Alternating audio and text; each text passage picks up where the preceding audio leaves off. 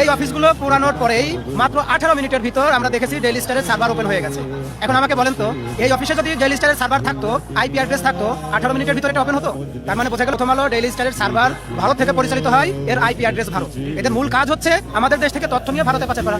এখন আসি হুজুরদের বেলায়। হুজুরদের কি হলো? এদেরকে মার্ক করা হলো। কেন মার্ক করা হলো? যেন এদের দাড়ি টুপির সাথে জামাত শিবিরকে জড়িয়ে দেওয়া যায়। দেখেন, আমি আসলে একটা কথা পরিষ্কার বলেছি যে দাড়ি টুপি যারা আছে এরা যদি মৌলবাদ হয়, আপনি মোসালা, আপনি কিন্তু মাদার চান। আমরা কেন গালি দিতে চাই না? ধর্ম আমাদেরকে গালি দিতে শেখায় না। আপনি সারা বিশ্ব ঘুরে আমাকে 5টা ভিডিও দেখাতে পারবেন না যেখানে কোনো মুসলিম বাইবেল পুড়িয়ে দিয়েছে। আপনাদের মাধ্যমে আইনি ভাষায় কথা বলি, এখনো গালি দিচ্ছি না, আইনি ভাষায় কথা বলি। আপনাদের আব্বা উনি 1974 সালে একটা আইন করেছিল, বিশেষ ক্ষমতা আইন। ওই ক্ষমতার বলে উনি জাতির আব্বা হয়ে উঠতে চাইছিল। ওই ক্ষমতাটাকে এখন আপনারা প্রয়োগ করে সম্ভবত জাতির চাচা হয়ে উঠতে চাচ্ছেন।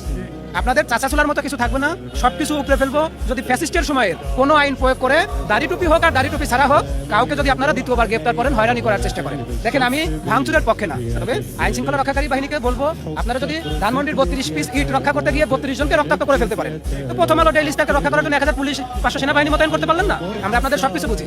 আমরা এই ডাল ভাত খেয়ে বড় হয়ে জেনজির এখানে এসে বুঝছি যে আমাদের নিজেদেরকে কিভাবে রক্ষা করতে হয়। আমি বারবার বলেছি, আপনাদের অফিস আমরা রেডি করে দিচ্ছি, আপনাদের অফিস আমরা ফিরিয়ে দিচ্ছি। এক হাতে ওই ডেইলি স্টার, প্রথম আলো, ওদিকে অফিসগুলো বুঝে নেন, এক হাতে আমার হাদি ভাইকে ফেরত দেন। যদি তা না করতে পারেন, শুধু শুধু সামনে নির্বাচন আর উস্কানি দিয়েন না। ওই উস্কানি দিতে গেলে দেখা যাবে পুকুরে লাভ দিচ্ছেন, শীতের ভিতর সেটা ভালো দেখা যাবে।